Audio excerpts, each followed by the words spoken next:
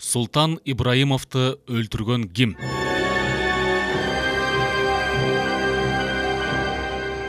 Авторы Токторбай Урманбетов. Оқыған жана аудиолаштырған Адилет Чубаков.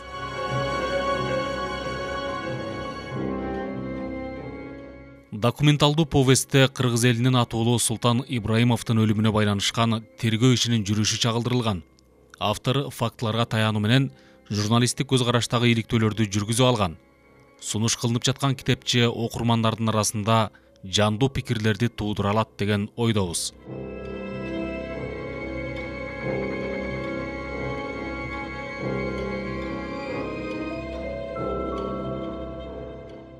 Сөз башы. 1980 жылдын 4 декабры Кыргыз элинин тарыхындагы эң бир кайгылуу, оор күн экендиги белгилүү. Бул күнү Кыргызымдын атуулу, кыйын учурда элдин жүгүн аркалаган, анын ысык сууна чыдаган белгилүү уюштуруучу, ишмер, нары таланттуу жетекчи Султан Ибраимов киши колдуу болуп, жарык дүйнө менен коштошту. Бүткүл ала тоону туман каптап, ак калпак Кыргызымды кайгы басып, орду толгус оор жоготуунун айласын таба албай, жаш карыдыбай көз жашын көлдөтүп, маңдайга жазып койгон жазуу буйрук, тагдыр ушул экен деп, көк түтүнүшкүрүк чыккыча кайгыруу менен акыркы сапарга узатып койдук. Бирок ар кимибиздин жүрөгүбүздөгү дүпөйүл болгон күмөн саноо шектенүү кала берди. Кырсык болгондон тартып, күнү бүгүнкүгө чейин эл арасында аңыздан аңыз, божомолдон божомол. Айрымдары күнөөлүү деп эсептелгендердин аты жөнүн тимиле жанында кошо аралашып жүргөнсүп баса көрсөтсө, кээ бири туюк сүйлөп, дагы бирөөлөрү тыңшап жатпасын деген калыпта алды артына кылчая карап, анан кулагыңа не бир укмуштарды шыбырап, койчу, деги кимисине ишенериңди да билбейсиң. Жашырганда не? Ал кезде заман башка эмес беле. Ошол заманына жараша жабылып аяктын жабылуу тийден калышы элдин күмөн санаусун, шектенүүсүн ого өтөр күчөтүп жибергенсиде. Арадан 12 жыл өтүп кетсе да али тынчы элек. Айрыкча демократиянын келиши менен тигил жети катар капканын нары жагына катылган сырды ачып көрүүгө, аны эл журтка тааныштырууга ынтызар болгондордун саны арбыды. Анын ичинде мен да бар элем. Кайра куруу, жаңылануу деген агым пайда болгон күндөн тартып, башкача айтканда 1987-92 жылдардын аралыгында маркум Султан Ибраимовдун өмүрүн, басып өткөн жолун чагылдырган бир нече повест, аңгеме очерктердин жарык көрүшү эл арасын дагы бир жолу дүргүтүп койду. Эми алар каргашалуу кырсык жөнүндөгү материалды гана күткөндөй болушту. Султан Ибраимовдун өлүмүнө байланышкан материалдар менен таанышып чыгууга мындан туура 3 жыл мурун КГБнын председателине кайрылгам. Жооп болбоду. Элибизде пара бербе, бара бер деген кеп бар. Анын сыңарындай кайра арыз жазып, кала берсе 2 күндүн биринде кызматкерлердин тынчын ала берип тажаттым окшойт. Акыры мени ал жерден жылуу жумшак кубалап чыккандай болушту. Аңгыча 1991 жылдын август айынан кийин жетекчилер алмашып, дегеле жергебизде жаңыча көз караштагы нук, агым пайда болуп, акыры үстүбүздөгү жылы республиканын прокурорунун макулдугу менен КГБнын жаңы председатели катылып жаткан делолор менен толук таанышып чыгууга уруксат берди. Жылуу маанайдагы мамилелер үчүн республиканын прокуроруна да, КГБнын председателине да чоң рахмат. Ар биринин калыңдыгы кере карыш болгон 36 том менен шашпай таанышып чыгууга шарт түзүп беришкен КГБнын тергөө бөлүмүнүн начальниги жана анын орун басарына да ыраазычылыгымды билдирип коюуну ылайык көрдүм. Делолор менен таанышып чыккандан кийин Султан Ибраимовдун жубайы Кадырман эжебиз Рева Касымовна Телтаевага атайлап жолуккан жокмун. Анын 2 себеби бар эле. Биринчиси, буга чейин маркум агайыбыз тууралуу басма бетине материал чыга калса эле, айрым адамдар муну Султандын аялы уюштуруп жатат деп айтыша турган. Мына ушундай токон алат сөздөрдүн эртеликеч болушун каалабагандыктан, анын үстүнө эженин адресине сөз тийгизбөөдөн улам болду. Экинчиси, эженин каргашалуу кырсыкка байланыштуу айта турган сөзү, ою делодо турат. Мен ал кишиге жолукканда деле ошолорду айтмак.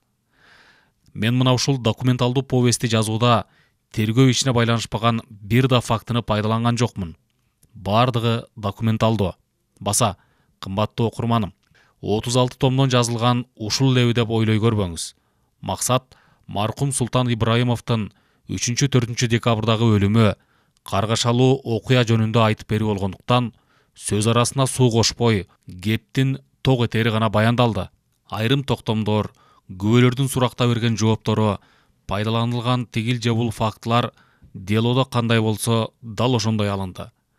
Кээ бири орус тилинде берилди. Бул окуяны дал өзүндөй кабыл алууга өбөлгө түзөт деген ойдомун. Кымбаттуу окурманым, сизден алдын ала сурай турган кечирим шектүү деген фактылардын тегерегинде логикалык ой жүгүртүү жасалды. Ал менин жекече пикирим. Аны тергөө ишине катышкан адистердин же бүгүнкү күндөгү эркин юристтердин кошумчасы дей көрбөңүз. Эмесе аңгемебизди баштай берели. Сиз кулак төшөңүз.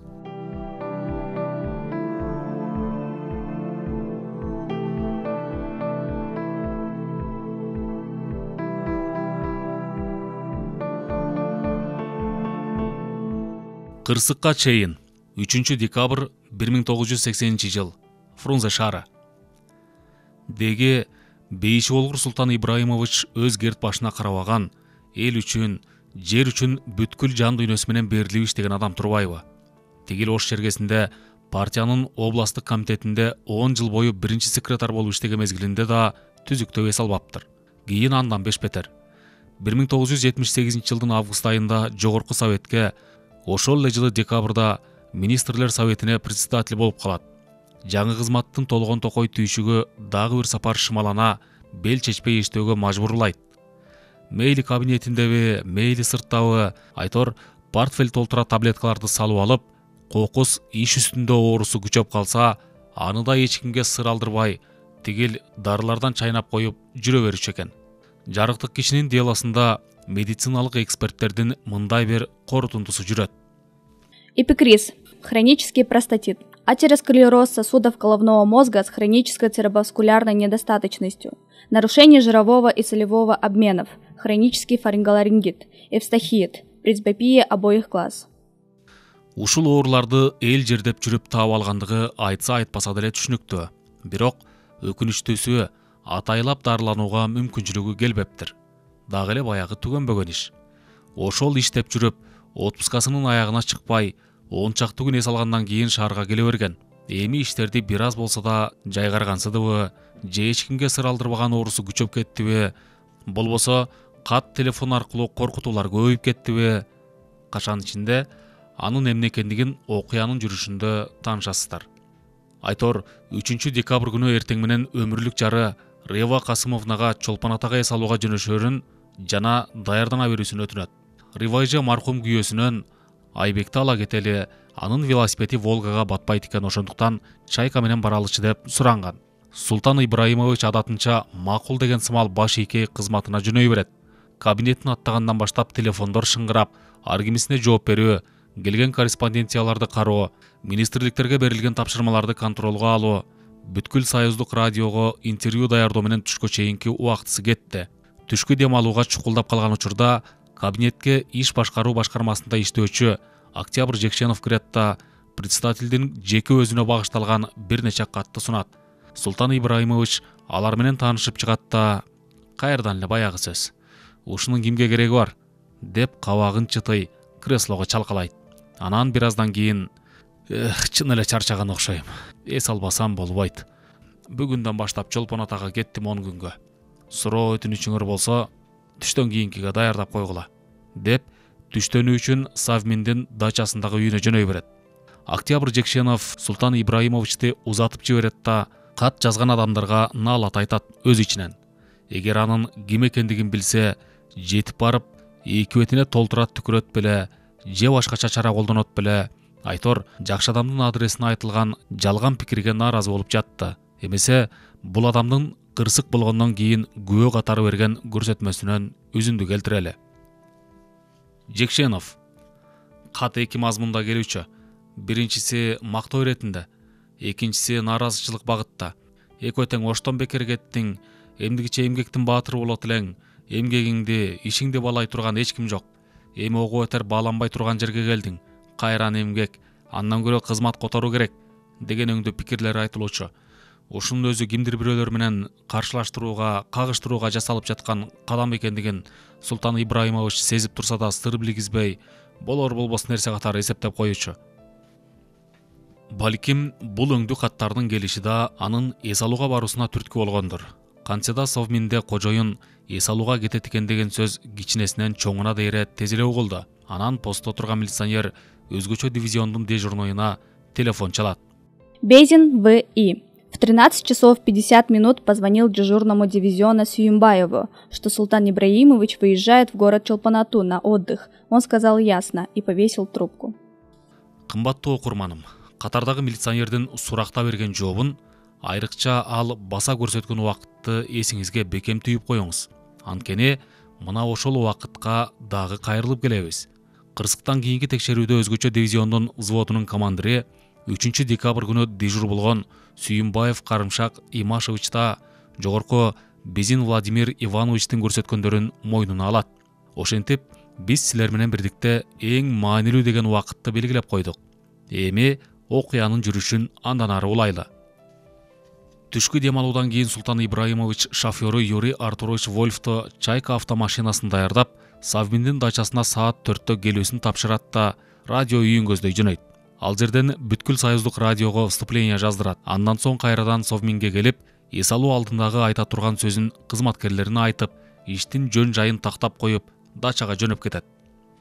Из протокола допроса свидетеля Черемухина Виктора Ивановича завсекретариатом председателя Совмина Киргизской ССР. Черемухин. 3 декабря в 16:00 я выехал на дачу Ибраимова, повез ему на подпись проект постановления. Ехал я на дежурной автомашине. На углу Советской и Донецкой я увидел Чайку Султана Ибраимовича. Она стояла, водителя видно не было. В том, что это была машина Султана Ибраимовича, у меня сомнений не было. Меня удивило лишь одно: почему машина стоит в этом месте и где водитель Юра Вольф? Приехал к даче, Чайки там не было. Ар бир урунтуу деген жерлерди эскертип турууну ылайык деп тапкан соң, жогорку жакта шофёрдун кайда турганы жана канча кечиккендигин эсиңизге дагы бир жолу түйүп коюңуз. Деги эле мындан ары мындай кайрылууну эскерме деген бир гана сөз менен жүзөгө ашырсак ыңгайлуу болчудай. Ошол кезде керектүү нерселерин тышка чыгарып коюшуп, Султан Ибраимович үй бүлөсү менен Юраны күтүп турушкан. Аңгыча жетип келген Черемухиндин документтерин карап, бир сыйра таанышып, кол коюучу жерине кол коюп, аны кое берерде гана Чайка зыпылдай дачага кирип кетет. Ошондо саат туура 4:30 болчу. Жарым саат кечиккен шофёруна эч нерсе деген да жок. Үн жок, сөз жок, Чолпонатаны көздөй жөнөй беришти. 3 декабрь. Жолдо. Жүзүн аялын көздөй бура, отургучтун жөлөңгүчүнө башын сүйөй акырын көзүн жумду. Чарчаганго, мейли жеткиче уктап алсын. Ансыз да күнү-түнү тынымы жок деп, күйөөсүнө жан ачый, өзү да тынч, нары эки ортодо отуруп, ары бери буйдалактаган кичинекей Айбекти да тыйгансыды. Деген менен Султан Ибраимович уктаган эмес, бир калыпта зыпылдаган Чайканын жүрүшүн адам өмүрүнө салыштырып бара жатты. Кечээки бүгүн жокта, бүгүнкүнүн орду эртең толбойт. Ар нерсенин өз нугу, убактысы, өлчөмү бар. Андан тайсаң болду. Колдон чыккан ошол. Ушундай шартта жашап туруп, эмне үчүн бири-бирибизге нааразыбыз, урушуп керишебиз. Адамдын канчалаган энергиясын, түйшүгүн болор болбоско жумшагандан көрө, элдин жашоо турмушун оңдоого, көтөрүүгө жумшасак гана көл жарыктык азайып баратат. Анын зыянын жыл сайын арбын тартуудабыз. Ысык көл чүй ТПКсын жүзөгө ашыра алар бекенбиз. Анын канчалык татаал, масштабтуу экендиги суу чарба адистиги катары мага белгилүү. Союздун кала берсе чет элдин техникасыз ишке аша койбос. Эптеп сары жаздын жарымын бери уруп алганыбызда көлдүн деңгээли сакталып, миңдеген гектар аянтка суу чыгып, завод фабрика курулуп койчу, кыйла оңолуп калат элек. Кала берсе малдын башы кескин көбөйүп, жайыт тарып, чаңы асманга чыгып, тоют жетишпей бара жатат. Бул дагы тез арада чечилүүчү талап кылган маселе. Элдин турмушу оңолсо, жат көрүнүш өзүнөн өзү жоголот. Ошондо кылмыш иш жасоо турмак, коркутуп үркүтүү да болбойт. Мына ушулой башына кылт эте түшкөндө дене бою чымырай түштү. Анткени акыркы 2 жылдан бери, айрыкча 1980-жылдын жай мезгилинен тарта телефон аркылуу коркутуулар көбөйүп кеткен эле. Бул жөнүндө кийин күбөлөр мындай дешет. Фрунзедеги эсептеп чыгаруучу техникаларды ремонттоочу заводдун директору Гүлмайрам Токтомамбетованын суракта берген көрсөтмөсүнөн үзүндү. Токтомамбетова: Рифа Касымовна мага бир сапар акыркы 2 жумадан бери телефон аркылуу белгисиз эркек коркутуп жаткандыгын айткан. Ал адам силер өлүшүңөр керек деген. кийин телефонду кызы же күйөө баласы алса да баягы эле сөз, баягы эле коркутуу. Бул окуя тууралуу Рива Касымовна Султан Ибраимовичке айтканда, биз эмнеден коркмокпуз, өмүрүбүздө бирөөнү тилдеп, кордоп көргөн эмеспиз. Бул жөн эле жаңылыштык. Дагы бир жолу ушундай болсо, анда дароо мага чалгыла. Кокус ишти болсом, деп ататынча жототуп койгон. Токтомамбетова Гүлмайрамдын пикирин академик Орузбаева да далилдейт. Анткени телефонго байланышкан жагымсыз пикир тууралуу бул адамга да айтылган. Дело менен таанышып отуруп, белгисиз адамдын телефон аркылуу коркутуусуна келгенде, жашырганда эмне анча ишене бербедим. Рива Касымовна мени кечирип койсун. Алгач ошол эле адамдын күйөөсү үчүн жан тарта чыгарган нерсеси го деп ойлогом. Ансыз деле кырсыктын тегерегинде ал кезде канча ушак айың өйдө төмөн кеп бар эле. Ошонун бири го дегем. Бирок таанышуу делодон делого өткөн сайын анын чындыгына көзүм жетти. Бир сапар Султан Ибраимович кабинетинде отурган. Аңгыча телефон шыңгырап калды. Көтөрсө үйдөн балдары чалып жатыптыр. Алар баягы белгисиз адамдын пайда болгонун айтышты. Ошол замат Султан Ибраимович Гатыжскаяны чакырды. Из протокола допроса Гатыжской Пелагеи Владимировны, реферант управделами Совмина Кыргызской ССР. Гатыжская. 30 ноября 1980 года около 20 или 21 часа он, Ибраимов, вызвал меня к себе. Я вошла. Он обратился со словами: «Владимировна, я вас прошу, уточните, пожалуйста, как позвонить и установить, когда звонят с какого-то телефона». Я первоначально не придала особого значения этой просьбе Султана Ибраимовича. Ответила ему только, что я сейчас это уточню. Я позвонила телефонистке, она объяснила, как это делать. Я все записала в своем блокноте и отдельно на листке бумаги для Султана Ибраимовича. И тогда же отдала ему. Когда передавала ему этот листок бумаги, увидела, что он встревожен или чем-то расстроен. Султан Ибраимович кызматкери берип кеткен кагазды бир аз кармалап отурду да, анан байланыш министри Төрөбаевга телефон чалып, болгон ишти түшүндүрүп, кокус кайталана турган болсо жакшылап жардам берүүсүн өтүндү. Айткандай, бир күндөн кийинби же экиби Айтор тез эле баягы белгисиз дагы линияга чыкты. Ошондо министр баш болуп, чапкалап жүрүшүп, кайсы точкадан чалып жатканын таба алышпады. Кинодо тез эле таба коюшат эмеспи? Ал эми иш жүзүндө министр баштап таба алышпаган соң, бул телефон дегениң да татаал нерсе турбайбы деп койдум да, не бар не жок деген ой менен ошол эле министрликте иштеген адиске кайрылдым.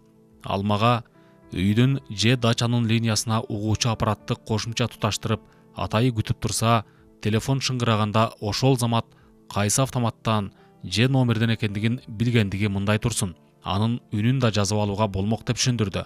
Бул сөздү уккан соң жүрөгүм ого өтөр дүпөйүл тартты. Силерге калп, мага чын, бир жак капталым ыңшериле түшкөндөй болду. Деген менен министрди күнөөлөйүн деген оюм жок. Анын үстүнө белгисизди табуу үчүн ал кишинин түздөн түз катышкандыгына күмөнүм бар. Эски тартип боюнча кызматкерлеринин бирине табыштады.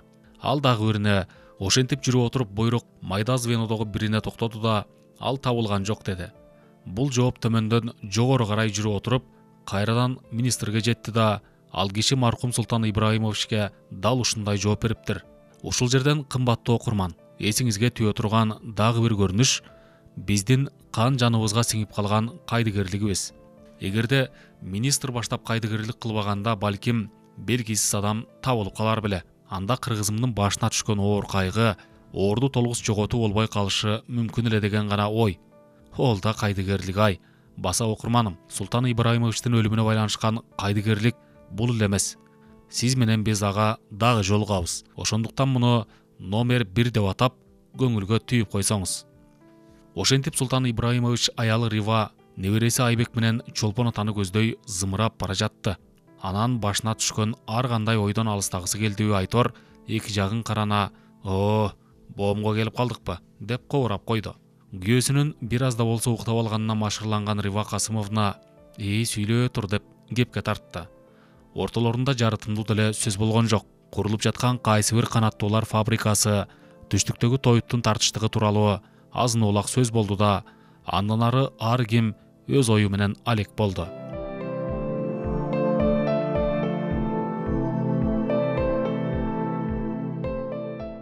3 декабрь. Фрунзе шаары.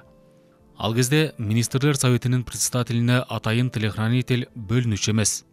Атайын заң закондо каралбаган соң өзүнүн коопсуздугун сактоону тиешелүү уюмдардан талап кылбаптыр. Жарыктык киши. Өмүрүндө бирөөнү куугунтукка алмак турсун, ага жаман айтпаган неме, ошол эле адамдар менен бир жакадан баш, бир жеңден кол чыгарып, кеңешип бармак кесе ишти жолго коюп, кыйла ийгиликтерди жаратуу менен авторитетке, урмат сыйга ээ болгон соң, менин өлүмүмдүн кимге кереги барлы деген мааниде коопсуздук маселесине анча көңүл бөлбөгөн көрүнөт. Маркумду эки шофер тейлөөчү, Сильверстов Александр Андреевич жана Вольф Юрий Артурович. Экөөнүн ичинен айрыкча экинчиси Султан Ибраимовичтин үй бүлөсү менен тез эле камыр жумур болуп кеткен соң, көпчүлүк убакта ошол тейлеп, ал турмак гараждагы шоферлордун арасында председательдин неофициальный телохранитель деген атка конгон. Ошентип бул күнү Султан Ибраимович коопсуздук маселеси жөнүндө эч кимге айтпастан саат туура 4:30 Чолпон Атага жөнөй берет. Деген менен санаторияны кайтаруу өзгөчө дивизиондун милдети эле. 1979-жылы Министрлер Советинин иш башкармасы менен Республиканын Ички иштер министрлигинин ортосунда түзүлгөн келишим боюнча Чолпон Ата санаториясындагы конок үйлөр кайтарылмакчы экен. Болгондо да күнүнө 6 милиционерден, тилекке каршы дал ошол күнү 6 милиционердин бири да болбой калып отурат. Мен бул нерселерди жагдайды туура түшүнүүгө көмөк болобу деген ниетте гана баяндадым. Эмесе кайрадан окуянын өзүнүгүнө түшөлү. Из протокола допроса свидетеля Рысалиева Зарлыка Рысалиевича, замкомандира дивизиона МВД Кыргызской ССР. Рысалиев.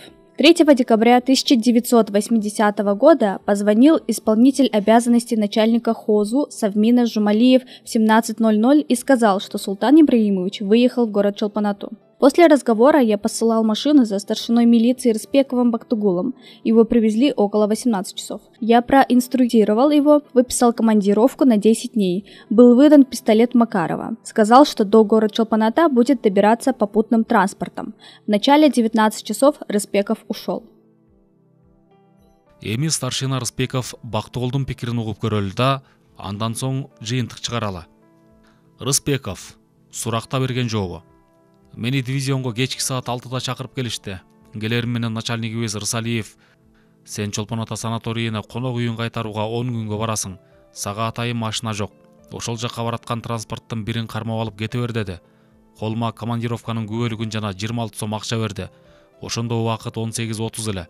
Мен үйгө саат 19:00 келип, формамды кийип, тамактанып, анан фабрикада иштеген аялыма дайнымды билгизгенче саат 21:00 болду. Анан жолго чыктым. Токмок шаарына саат 23:00 келдим. Түнкүсүн транспорт аз жүрөт экен. Саат 24:00 кийин бир да машина чыкпады. Айла жок, Токмок шаарында калып калдым. Рас, старшина Рыспеков өз убагында Чолпон Атага жетип бара алган жок. Ошонун кесепетинен республикалык масштабтагы жетекчи каза болуп отурат. Өз күнөөсүн тартып Рыспеков да түрмөгө кетти. Эгерде колубузду жүрөгүбүзгө коюп, акты ак, караны кара дей турган болсок, анда бул ишке биринчи иретте Рысалиев күнөөлүү эмеспи? Ал жетектеген дивизиондун милдети эс алууга барышкан жетекчилердин коопсуздугун сактоо болгон соң, ага алдын ала даяр турусу керек болушу. Баяныбыздын баш жагында көңүлүбүзгө түйүп коюу үчүн айтылган убакыт, башкача айтканда постто турган милиционер Безин Владимир Ивановичтен дивизиондун ошол күнкү дежурныя Сүйүнбаев Карымшак Имашевичке 13 саат 50 мүнөттө телефон чалганы эсиңизде. Демек Султан Ибраимовичтен ошол күнү эс алууга жөнөй турганы түшкү дем алуу мезгилинде эле дивизионго белгилүү болгон. Андай болгон соң, эмне үчүн дал ошол учурда старшина Рыспековду таптырышкан жок? Эгерде милиционер жолго эрте чыкканда, маршруттук автобус болобу же башка транспортпу, айтор эрте жарыкта Чолпон Атага жетип бармак. Деги кызык, кечки саат 5-6-ны эмне үчүн күтүп жатты? Баса, ошол күнкү дежурный Сүйүнбаев 13 саат 50 минутада алынган кабар тууралуу маалымат бергенде, Рысалиев посттогу милиционердин бизге эмне кереги бар? Официалдуу түрдө официалдуу кишилер айтышсын деп, Безинди киши ордуна көрбөй коет. Бул эмне? Дивизиондун начальнигинин ордун убактылуу аткаруучу адамда маанилүү, абройлуу деген мүнөздө керсейүүчүлүкпү? Же совмин деген эмне экен? Ал деле дивизион сыяктуу бир мекеме деп ага теңелүүбү? Айтор, дагы эле баягы кайдыгерлик. Мынча болду, Рысалиевдин дагы бир эки кемчилдигине токтоло кетели. Биринчиси, старшинаны 10 күнгө кантип жалгыз жөнөттү. Эгер ал күзөттө турса, качан тамак ичет, эс алат, уктайт. Ал эмне 10 сутка бою тамак да ичпей, эс албай күзөттө тура бергидей роботпу? Бул жагы эмне үчүн ойлонулбаган? Экинчиси, старшина Рыспеков Рысалиевдин кабинетинен чыкканда кечки саат 6:30 эле. Кыштын күнкү 6:30 деген сөз түн кирди деген сөз. Демек анын кол алдында даяр машинасы болбогондон кийин Чолпон атага жетип бара албасын алдын ала билип та сезип та турган соң Рысбековду бир күнгө токтотуп 3 декабрь күнкү кайтарууну Ысык көл райондук милициясына табыштап коюшса да болмок. Койчу, адамдын көңүлүндө болсо, ошого ниеттенсе бир адам эмес, анын бир нечесин бир күнгө кайтарууга айла амал табылмак. Анын ордуна кайдыгерликке салып койдук. Мен Рысалиевдин жасаган мамилесин Султан Ибраимович үчүн атайын бут тосуу деп ойлобойм. Чогуу иштегендер, күнүгө болбосо да 2 күндө бир жолугушуп, саламдашып жүргөн адамдар бул ишке барбайт. Бирок мурдун балта кеспөөчүлүк, кекирейүүчүлүк, кайдыгерлик болушу мүмкүн. Дал ошол үчүн суракта мындай дейт. Рысалиев. С моей стороны, как исполнявшего обязанности командира дивизиона, никаких конкретных мер для быстрейшего выезда старшины милиции Рыспекова из города Фрунзе в город Чолпон-Ату не предпринималось. Рыспеков не требовал от меня какой-либо помощи. Ошентип кымбаттуу окурманым, дивизиондун кызматкерлеринин мамилесин номер 2 кайдыгерлик деп көңүлгө түйүп коюңуз. Булго бул болсун. Деги Султан Ибраимовичтин тегерегинде жүрүшкөн адамдар, алардын ичинде жардамчысы Залонин, секретариаттын башчысы Черемохин, башкарманын начальнигинин милдетин аткаруучу Жумалиевдер эмне үчүн ошол күнү дымы чыкпай калды. Ошолордун бири дагы кечкисин Чолпон атага телефон чалып, ал акыбал менен таанышкан эмес. Санаторийге келди деген кабарды партиянын райкому, райсовети, рай милициясы угушкан. Жок дегенде ушулардын бири конок үйгө каттап коюшса гана. Ырас, жогору жактагы биз доомат коюп жаткан адамдардын мамилесинде эч кандай криминал жок. Юридикалык жактан таза, бирок адамгерчиликтин алдындачы. Абир деген улуу журттун алдындачы. Мына ушул жерден Чолпон ата санаториянын директору Хандогин Николай Васильевичтин суракта берген жообунан үзүндү келтиреличи. Хандогин. Султан Ибраимовичтин эс алууга келе жатканын уккандан кийин конок үйүн даярдай баштадык. Ал жерге ашпозчу Соня Сисеза, официантка Бегайым Бекжанова алдын ала бөлүндү. Анан Совминге телефон чалып, Черемохинден кожоюнду ким коштоп келет деп сурасам, эч ким деп жооп берди. Ошол замат Жумалиев менен байланышып, коопсуздукту сактоо боюнча чара көрүүсүн талап кылдым. Арадан 5 мүнөт өтпөй, Ысык көл райкомунун председатели Турсуналиев менен байланышып, мейман жата турган номер 10 конок үйүн милициянын күчү менен кайтаруусун өтүнгөм. Мына, көрдүңүзбү кымбаттуу окурманым? Колунда бийлиги бар адамдардын бардыгына тең кабар жеткен. Бирок ошолордун бардыгы тең керек учурунда дайындарын таптырбай ыңжың. Койчу, элибиздин бүгүнкүсү, эртеңкиси үчүн күрөшкөн, бүткүл күч кайратын жумшаган кыргыздын атуулун сактап кала албагандан кийин дивизиондун, рай милициянын, райаткомдун, Совминдин чарба башкармасынын кимге кереги бар? Айтыңыздарчы.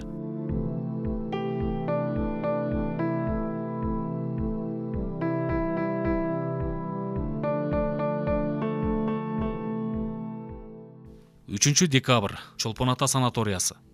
Ары бери өткөндө же атайын иш менен барып калганда, Чолпон атадагы санаторийдин заңкайган темир дарбазасын, анын жанындагы куралчан күзөтчүнө, кала берсе кошумча күч катары милиционердин аркы терки басып турушун көргөндө, тартип күчтүү экен, антпесе да болбойт деп, ал кездеги системанын темирдей бекемдигине ичимден ыраазы болор элем. Көрсө бул чындыктын жалган көрүнүшү турбайбы? Шаарда ар кандай былык иштер өкүм сүрөп, ар ким каалагандай иш жасап калган кез экен. Биз баяндайлы деп жаткан кырсык болбогондо, жабылуу аяк жабылуу тийден калат беле, ким билет, айтор, анын аркасынан не деген былыктар чыкпады. Шаарда жашаган адамдардын 10дон бири кылмыш ишин жасагандардын катарына кирсе, ар бир 3-чү адамдан мылтык табылган. Тергөө жүргөн мезгилде катталбаган 623 мылтык, анын ичинде сайлуусу да, сай жогу да, кош оозу да, жалгыз ооздусу да, пистолети да, автоматы да бар. Болгондо да Калашников маркасындагы. Жалгыз гана шаардык Дусавтан 30 миңге жакын ок жоголгон. Ал эми тыштан алынып келип жаткан ок канча дейсиз? Чолпон ата боюнча 140 адам наркотиксиз тура албаган кишилер. Кумар ойноло турган канча жашыруун үй табылды. Апийим саткандар чекеден чыгат. Мына ушуларды карап туруп, тигил Боливия, Колумбия, Сицилиядагы бандитизм, талаптоочулук, терроризм сыяктуу жат көрүнүштөргө баш чайкаганыбыз менен эк алдындагы шаарыбыздагы былыктарды көрбөгөнүбүзгө таң калам. Деги коомдук тартипти сактоочу адамдар кайда жүрүшкөн? Бул азын-олак фактылар кырсык болор алдындагы шаардын абалы тууралуу толук болбосо да анча-мынча маалымат береби деген пикирди келтирдим. Эми санаторийге токтололу. Бул негизинен өкмөт башчыларынын эс алуусуна арналган жай. Андай болгон соң тартип өз деңгээлинде деп ойлойсуң. Тилекке каршы андай эмес экен. Күзөтчүлөрдүн жарымынан көбү пенсия жашындагы адамдар. Ал турмак 70 жашка чыгып калган чалы да бар. Постто турган күзөтчү өзүнө бөлүнгөн участокты түнү бою тынымсыз кыдырып турууга тийиш болсо, алар улгайып калган жашына шылташып, уйку менен өткөрүшчү. Анын үстүнө дээрлик көпчүлүгү ар кайсы жерден куулуп келген, чекетердете иш кылбаган, кыскасы атоонаса түк калат дегендей, өкмөт башчыларынын ырыс кешигинин арткандарына көз артып, жылуу жер издеген жай табарлар. Дагы бир кызыгы, ичкиликке берилген адамдар. Номер 2 посттун күзөтчүсү Ларионов Федор Петрович суракта мындай дейт. Ларионов: 3 декабрь күнү тишим ооруду. Үйдөн ала келген тройной одеколонду ичсем да басылбады. Анан киоскадан дагы тройной одеколон алып иштим. Көрдүңүздөрбү? Каргашалуу 3 декабрдан 4 декабрга караган түнү так номер 9 менен номер 10 конок үйүнүн тегерегин күзөтө турган адамдын тиш ооруга шылтап, мас болуп отурганын. Анан ал ошол күнү санаторияга бир эмес, бир канча чоочун киши келсе да карай турган алы жок болчу. Баса, чоочун демекчи, бөлөкпөтөн адамдын ал жерге келип, өз билгенин кыла берүүсү да демейки көрүнүшкө айланган. Кой деген бир дагы адам болгон эмес. Бул тууралуу Борборуздагы Ленин заводунан келип, ошол кездерде дарыланып жүргөн Буренин Феликс Васильевич суракта мындай дейт. Буренин: ноябрь айынын аягында Көгүлтүр ысык көлдө дарыланып жүргөм. 29 ноябрь күнү дагы бир эс алуучу экөөбүз көл жээгинде отурган элек. Күн кечке жук тартып калган. Аңгыча мылтык көтөргөн эки бала Чолпон ата санаторийин көздөй кетишти. Мылтык 12 калибрлүү сайы жок эле. Экөөнүн бирөө арык чырай, узун бойлуу, орточо 170-175 сантиметр келет. Чачы узун болчу. Экинчиси чачын кыска алдырган, тыгырчык немеле. Анан санаторий тараптан мылтыктын үнү угулду. Эртеси 30 ноябрь күнү Чолпон ата шаарындагы калкты турмуш тиричилик жактан тейлөө үйүнүн жанынан Ява маркасындагы мотоциклди көрдүм. Анткени анын май куючу багынын үстүндө мурунку көргөн мылтык жаткан. Бир нече мүнөттөн кийин нар жактан кечээки узун чачтуу жигит келип, шашпай от алдырды. Баса, мотоциклдин номери да жок болчу. Коомдук жайларда курал көтөрүп, каалаган жерине барып, көзүнө көрүнгөнүн аткылап, кала берсе, номери жок транспортто минип жүрүүгө ким уруксаат берди? Жана бул өңдүү көрүнүштү тартипке ким чакырат? Чолпон ата санаториянын көл тарабы, шаарга туташ, күнчыгыш жана батыш тараптары таптакыр ээн экендиги күзөтчүлөр тарабынан кайтарылбастыгы жашыруун эмес болчу. Жаш кары дебей толук биле турган. Күндүз да, түнкүсүн да чоочун адамдар бейкапар басып жүрүчү. Ошондон улам анын директору Хандогин Султан Ибраимовичте кайтаруу жөнүндө тиешелүү адамдарга кайрылып жатканынын жөнү да бар экен. Тилекке каршы бир да милиционердин болбой калышын кара. Так ушул жагдайдан улам кырсык башталды деген ойдон алыспын. Бирок кайсыл жерде тартип бош болсо, ээн баштык териштирилбесе, ал жерде ар кандай кылмыштын болуп кетишине жагдай да, шарт да ыңгайлуу болорун турмуш өзү көрсөтүп келе жатат. Биз аны кайдыгерлигибизден улам гана байкабайбыз, же байкагыбыз келбейт. Кантса да окурманым, муну номер 3 кайдыгерлик деп эсиңизге түйүп койсоңуз. Ошентип, кымбаттуу окурманым, кырсык башталар алдындагы жалпы абал менен таанышып өттүңүз. Эми негизги окуябызды улайлы. Султан Ибраимович санаторияга келгенде кечки саат 19:40 эле. Алар түз эле күзүндө келгенде эс алып кетишкен номер 10 конок үйүнүн жанына келип токтошту. Аларды ашпозчу Соня Сесеза менен официантка Валя Бекжанова тосуп алышат. Үйгө кирип чечинишип, ар кимиси өз алдынча бири гезит журнал, бири дагы башка иштер менен алакты болушат да, анан кечки тамакка отурушат. Султан Ибраимович адатынча күлүп, шайдоот, сергек калыпты эле. Өзүнө минерал суудан Рива Касымовна менен Юрий Вольфко коньяк куят. Бөтөлкөнү кайрадан колуна алып, Вольфтун стаканына дагы кошумча тамчылатып, эртең мененки тамактан кийин кайт, ага чейин тарап кетет, алып жибер дегенде, шофёр макул дегендей тартып жиберет. Андан башка ичимдик ичилбейт. Тамак ичүү аяктайын деп калган мезгилде телефон шыңгырап, меймандарды кино көрүүгө чакырышат. Убакыт болсо кеч болуп калды. Эгер бир сериялуу болсо көрүп келели деген жыйынтыкка келишет да, чогуу чаран клубту көздөй жөнөшөт. Конок үйүндө Соня менен Валя гана калат.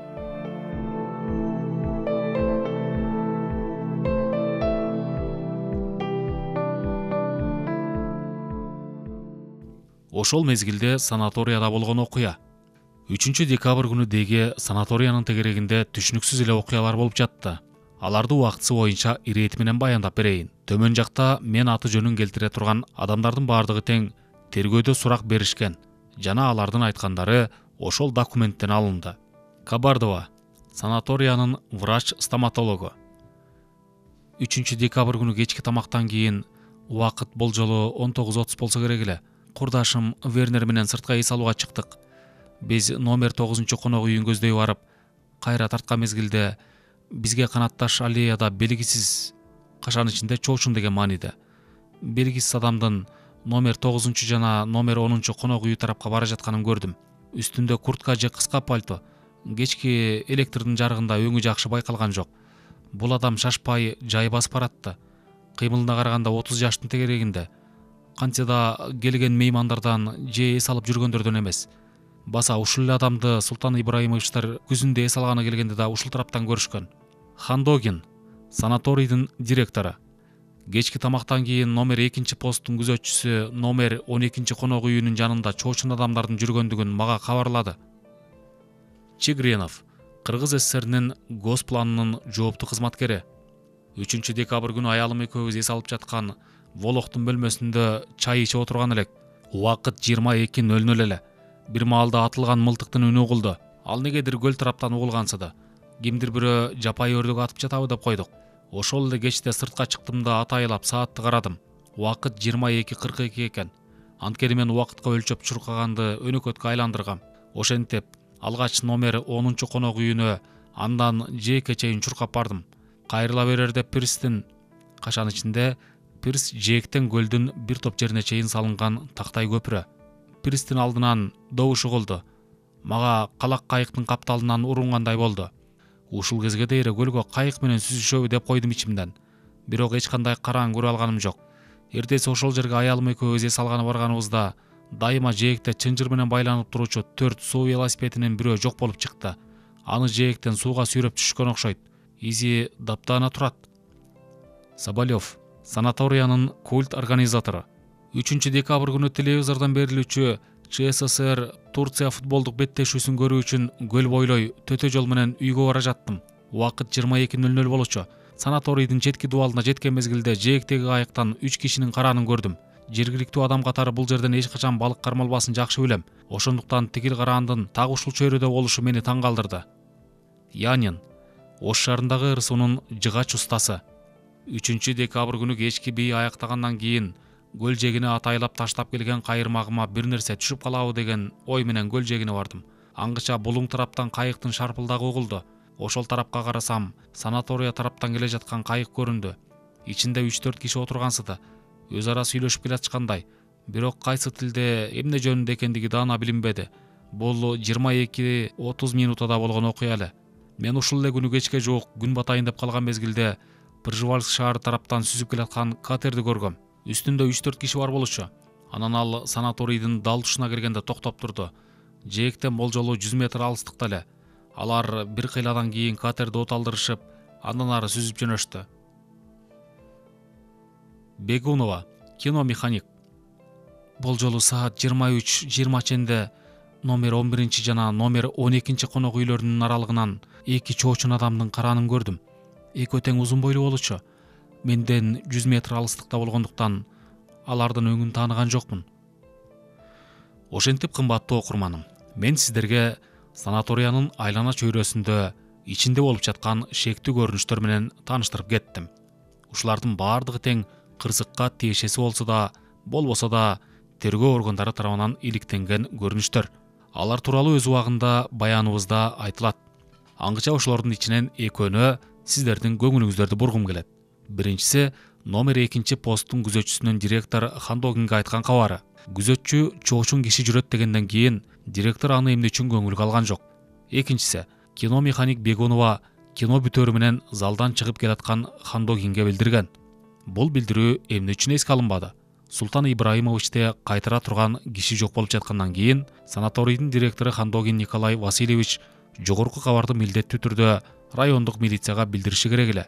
Эгерде билдирүү жасалганда тигил белгисиз адамдарды таба алышпаган күндө да шектүү жерлерге пост коюлуп, кайтаруу иши күчөп калмак. Анда кылмышкер мурункусундай эркин чабыттай албай, балким коркуп калат беле, Мейлі, боло иш болду дейлі. Рай милицияга кабар жеткен жок. Деги Хандогин санаториянын кызматкерлеринин күзөтчүлөрүнүн жардамы менен шектүү жерлерди кыдырып чыгууга болот беле? Болмок. Ал үчүн тырмактын агындай гана каалоо эркирээк болчу. Анын ордуна колун серпе кайдыгерликке салып койду. Муну окурманым номер 4-чү кайдыгерлик деп коюңуз. Деги ушул тергөө иши менен таанышып жатып, адамдардын алдаганча мерез, көңүл кош, ташпор болуп бара жатканына таң калдым. Бул эң жаман көрүнүш.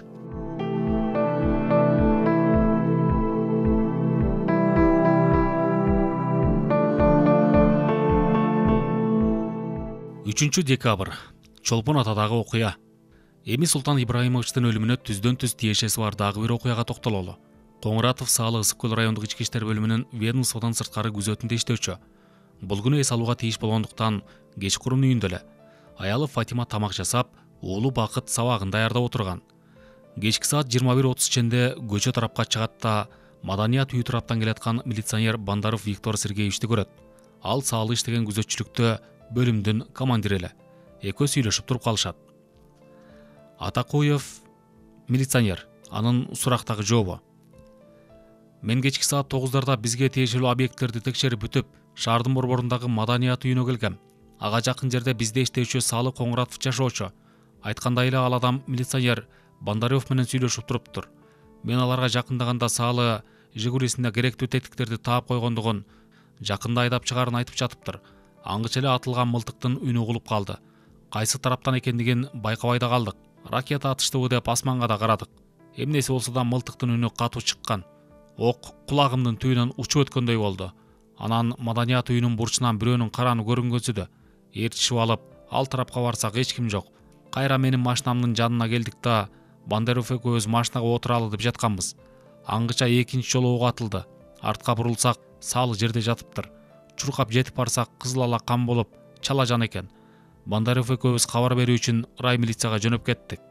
Милиционер Атакуев Александр Магомедовичтин сөзүнөн кийин Саалынын аялы Фатима менен уулу Бакытка сөз берип, андан соң окуянын жүрүшүнө талдоо жүргүзсөк, анын чын төгүнүн териштирүүгө ыңгайлуу болчудай көрүнөт. Мамышева Фатима: Так айта албайм. Бул жолу саат 10 ченде уулум Бакыт менен тышка чыксам, күйөөм Саалы маданият үйүнүн бурчунда милиционер менен сүйлөшүп отурган экен.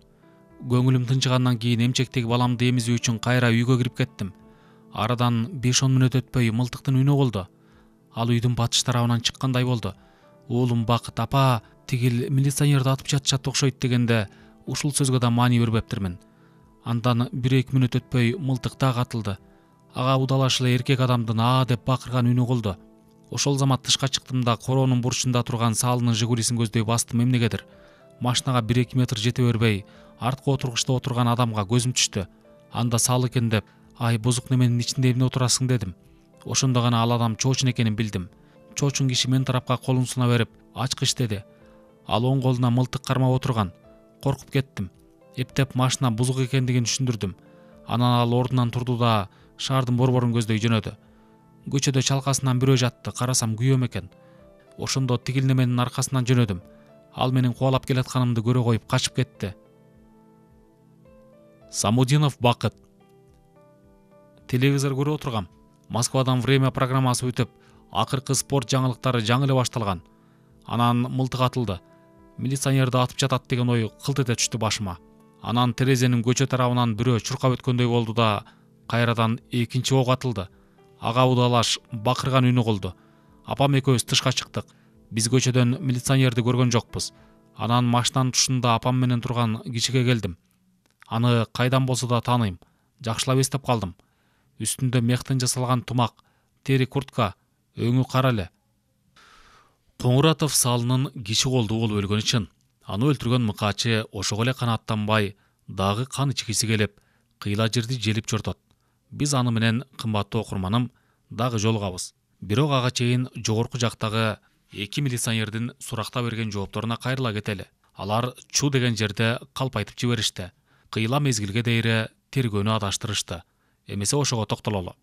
Экөөнүн тең Коңуратов Саалы менен саат 9:30 10го чейин сүйлөшүп турушканы чын. Ошол мезгилде биринчи атылган ок тигилердин жанынан учуп өткөнү, андан кыйладан кийин ар кемиси туш-тушка тараганы жалган. Анткени эки жолу атылган октун экөө тең салга тамай тийген. Экөөнүн ар бир тең өлүмгө дуушар кылуучу ок эле. Эгерде милиционерлердин айтуусуна ишенсек, анда ок 3 жолу атылган. Бирок чынында экөө гана болчу. Эгер үчүнчүсү болгондо аны Саалынын аялы менен уулу да угушмак.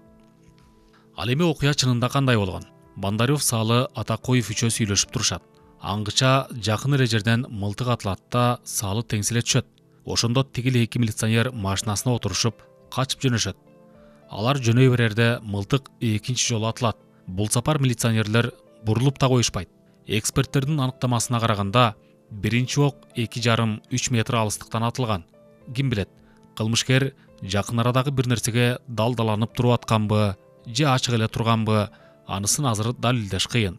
Бандарев менен Атакоев кылмышкерди көрдүк деп моюндарына алышкан эмес. Экинчи окту арадан 1-1,5 мүнөт өткөндөн кийин мылтыктын оозун Саалынын башына такап туруп аткан. Ошондо гана ал чалкасынан кулап түшкөн. Качып кеткен милиционерлер коркпой коюшса деле болмок. Анткени экөөнүн тең бир нече огу менен Макаров маркасындагы пистолеттери бар болчу. Ошол замат эскертүү иретинде ок чыгарып, экөөлөп жолун тороп калганда аны кармап калышмак. Эң болбоду дегенде атыша беришсе, аңгыча жардамга да келишмек. Бирок тилекке каршы андай болбоду. Колдоо факт болбогондон кийин кылмышкерди көрүп билип жүрүшсө да жолтоо болушкан жок деп айтуудан алысмын. Коркушса коркушкан чыгар. Бирок айтарым, чогуу иштеген адамын өлүм алдында жардамсыз калтырып кетишти. Мынакей кайдыгерлик. Муну 5 деп коюңуз. Коңуратов Саалынын өлүмүнөн кийин рай милицияга кабар жеткени чын. Бирок кылмышкерди издөө өз деңгээлинде жүргүзүлгөн эмес. Дагы бир таң калыштуусу, ачыгып калган канычер санаторияга да кирип кетпесин деп, ал жакка күзөтчү жиберип коюшпагандыгы. Муну номер 6 кайдыгерлик деп коюңуз. Эмне үчүн эле мен кайдыгерликти санап жатам? Анткени маркум Султан Ибраимовичтин өлүмүнө түзүлгөн жагдай шартты туура түшүнсүн деген ниет. 3 декабрь. Санатория. Номер 10 конок үйү. Султан Ибраимовичтер кинодон саат 11-ден өтүп калганда чыгышты. Кинону көрүүгө тигилерден башка Хандогин катышкан. Номер 10 конок үйүнө жакындаганда андан Соня менен Валя чыгышты. Ачкычтарды Рива Касымовнага беришип, өзлөрү жатаканага жөнөштү. Сен биз менен эле жатып алсаңчы деген Рива Касымовнанын сөзүнө Валя кир жуйт элем деген шылтоо менен болгон жок. Үйгө киришери менен Султан Ибраимович эшиктерди бекитип, ачкычтарды өз ордуна коюп, экинчи кабатка көтөрүлдү. Юра биринчи кабаттагы бөлмөдө калды да андан чыккан жок. Рива Касымовна көйнөк жуугуча Султан Ибраимович Айбек менен алаксыды. Качан эже ишин бүткөрүп, бөлмөгө киргенде гана уктоочу комнатага кетти. Эже небереси Айбек менен ошол жерде жатып калды. Султан Ибраимович дароо эле уктап кеткен жок. Кыйрыга дере ойлонуп жатты аркы беркине. Анан өзүн алаксытыш үчүн Сиволод Овчинниковдун Корни дуба деген китебин барактап жатып, түнкү саат 2 ченде уйкуга кирди. Бирок азыр кандай уктап жатса, дал ошол калыпта түбөлүк уйкуга кетерине 2 гана саат убакыт калганын маркум Султан Ибраимович өзү да башкалар да билген жок. Эмнесин айтасыз окурманым? Жалган дүйнө деген ушул.